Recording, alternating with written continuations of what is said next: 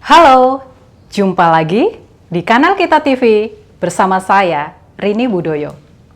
Menjadi anak presiden tentu saja menjadi sorotan banyak pihak. Apalagi kalau sudah menyangkut soal harta kekayaan. Semua orang pasti ingin tahu dari mana kekayaan yang mereka dapat sehingga bisa tajir melintir. Publik seakan asik menguliti dari mana kekayaan mereka berasal. Namun sebenarnya, wajar nggak sih mereka menjadi kaya setelah menjadi anak presiden, dan dari mana kekayaan mereka sebenarnya? Inilah 3 bungsu tajir anak-anak presiden.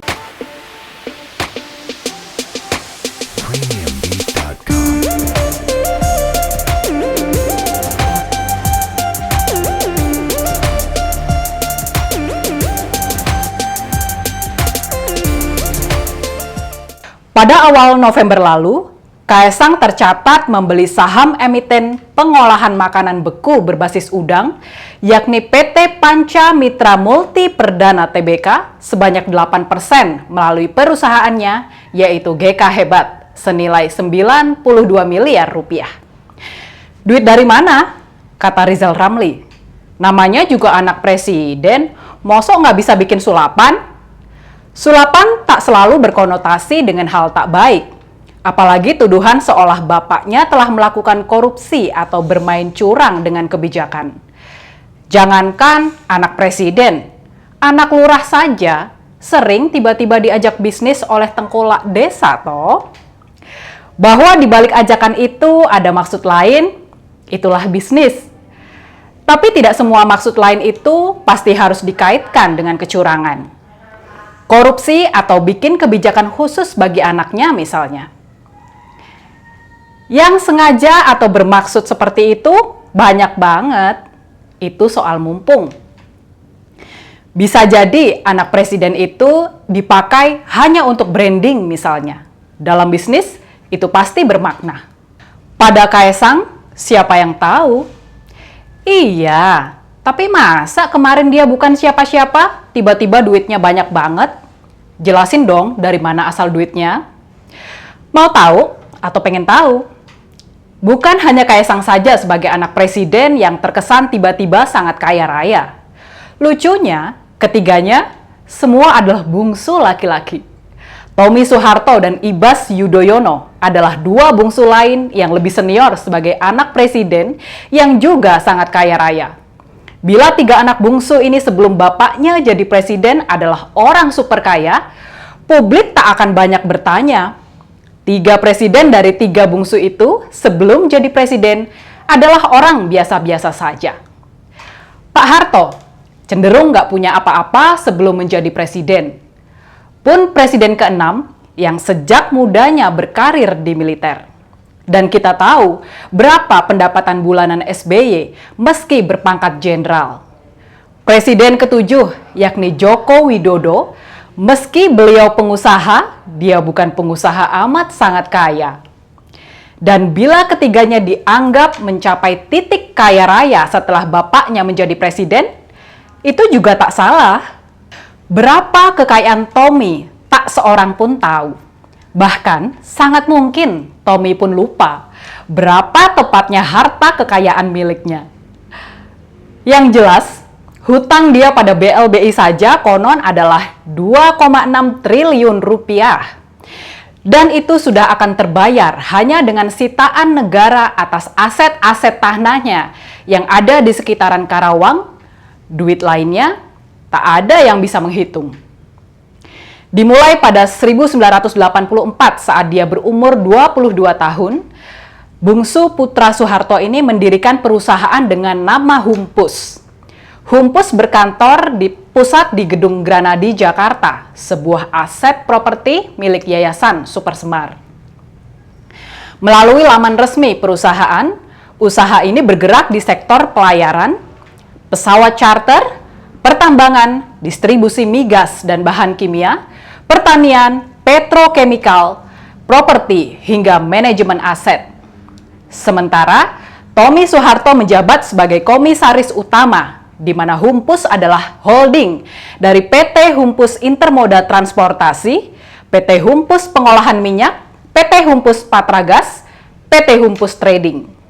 Tommy juga merambah ke bisnis perhotelan melalui PT Lor International Hotel, mulai dari kelas budget hingga bintang 5. Terdapat 4 hotel miliknya yang berada di wilayah Solo. Hotel Lor In tersebar di berbagai kota besar di Indonesia, yaitu Lor In Sentul, Lor In Solo, Lor In Belitung, Lor In Kuta, Syariah Hotel Solo, Hotel Amantis Demak, Hotel Nurmans Semarang, dan Loji Hotel Solo. Selain sirkuit Sentul, konon Tommy juga mengembangkan bisnis properti kelas atas. Salah satunya lewat pengembangan proyek golf resort bertajuk Black Rock Golf and Resort di kawasan pariwisata Tanjung Tinggi, Kabupaten Belitung. Rencananya, dia juga akan mendirikan township di lahan seluas 715 hektar lewat PT Putra Cipta Wahana Sejati. Ditargetkan tahun 2023 seluruh proyek ini sudah rampung. Selain itu, isunya Tommy pun juga terlibat dalam pengembangan properti multifungsi Mangkuluhur City di Jalan Gatot Subroto, Jakarta. Itu hanya beberapa gelintir yang dapat disebut. Yang tak dapat disebut bisa jadi jauh lebih banyak. Dan maka, siapa yang bisa menghitung kekayaannya? Dari mana duit untuk memulai bisnis luar biasa besar itu? Hanya Tommy dan keluarga yang tahu. Apakah duit itu dia dapat dari bapaknya saat menjabat presiden? Ya tanya lagi sama Tommy dan keluarga. Tak hanya makhluk gaib saja yang tak kasat mata, harta pun bisa, bila diniatkan akan bisa menjadi seperti itu. Bagaimana dengan Ibas? Terakhir, Ibas melapor pada 31 Desember 2020. Berdasarkan laporan harta kekayaan penyelenggara negara, harta Ibas mencapai 36 miliar rupiah. Dari mana sosok berumur 41 tahun itu dapat menabung uang sebanyak itu? Tentu ada hitung-hitungannya. Dia bukan pebisnis. Karir kerjanya dimulai pada 2009 saat terpilih sebagai anggota DPR RI. Bila kekayaannya itu terkumpul selama 10 tahun dari hasil kerjanya, bisa disimpulkan bahwa kemampuan dia menabung kurang lebih 300 juta rupiah per bulan. Loh, emang gaji anggota DPR berapa? Loh, kok mikirnya cuma dari gaji sebagai anggota DPR? Kenapa tak mencoba berpikir positif bahwa istrinya pun dari keluarga kaya raya? Cara berpikir kita tak sama. Kita sebagai rakyat kebanyakan dengan penghasilan sekitar 5 juta per bulan, dengan 1 istri dan 1 anak, dapat menabung Rp500.000 atau 10% dari gaji saja, itu sudah prestasi yang luar biasa. Seringkali justru kita harus pontang-panting dengan ngojek di waktu senggang misalnya. Jangankan menabung, tak berhutang saja sudah bersyukur. Kita tak bisa berpikir bahwa tabungan 300 juta per bulan yang dikumpulkan Ibas adalah setara 10% penghasilannya, dan lantas kita curiga dari mana belanja hariannya berasal, yang tentunya berjumlah lebih besar lagi. Bisa jadi karena subsidi dari orang tua dan mertua yang juga sangat kaya, kan? Jangan menggunakan asas perhitungan terbalik. Itu melukai rasa keadilan para pejabat yang juga orang kaya. Pun pada Kaesang, 92 miliar rupiah duit yang dia pakai untuk membeli saham sangat mengejutkan. Bukan hanya itu, belum lama, bahkan dia juga turut membeli klub sepak bola Solo di mana saham yang dimilikinya sebesar 40%. Padahal, anak berumur 27 tahun itu juga belum terlalu lama memulai bisnisnya, kan? Dari mana duitnya? Apakah dia benar telah sanggup mengumpulkan dana dari Sang Pisang, Mangkokku, Yang Ayam, Terna Kopi, Let's Toast, Siap Mas, Enigma Camp, Sang Java Trust, Ikan Lele Madang Indonesia, Home Pimpa Games demi modal pembelian saham itu. Ini bisa juga kita minta pembuktian terbaliknya. Tapi ketika pertanyaannya adalah apakah kita punya hak meminta bukti itu pada Kaesang, itu cerita lain lagi. Kaesang bukan pejabat yang harus terlibat dengan urusan itu. Yang jelas, Kaesang bahkan pernah berkata bahwa hasil bulanan dia sudah jauh lebih besar dibanding penghasilan bapaknya yang presiden itu. Kenapa hanya Tommy Soeharto yang kini diuber-uber negara? Apakah karena bapaknya sudah nggak ada dan maka negara jadi berani? Apakah itu bukan sikap diskriminasi? Bukankah Tommy diuber negara karena kasus hutang piutang? Pada perkara BLBI, Tommy tercatat memiliki hutang 2,6 triliun rupiah dan hutang memang harus dibayar. Dan itu nggak ada kaitan dengan dia anak siapa.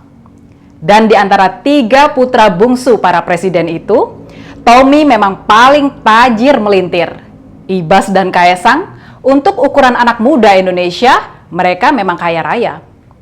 Apakah itu terjadi karena mereka adalah anak presiden? Bisa jadi ya memang begitu. Tapi itu bukan kejahatan. Bukankah nggak ada larangan bagi anak presiden menjadi kaya? Bahwa mereka bertiga berhasil menjadi sangat kaya saat bapaknya menjadi presiden, itu realitas sisi untung dari menjadi seorang anak presiden. Dimanapun. Mereka akan dilirik banyak pengusaha untuk dijadikan partner. Sekaligus, bukan mustahil akan diminta menjadi publik figur untuk kegiatan sosial misalnya. Sepanjang tak ada bukti bahwa bapaknya turut campur dalam bisnis itu dengan menggunakan jabatan presidennya, tak ada alasan kita curiga, apalagi marah atas sesuatu yang sifatnya hanya berasal dari rasa curiga. Demi marwah jabatan bapaknya, ada baiknya bila adab dan etika tetap menjadi rujukan. Tak boleh ditinggal. Enak dong jadi anak presiden. Loh, emang ada yang pernah bilang gak enak kok?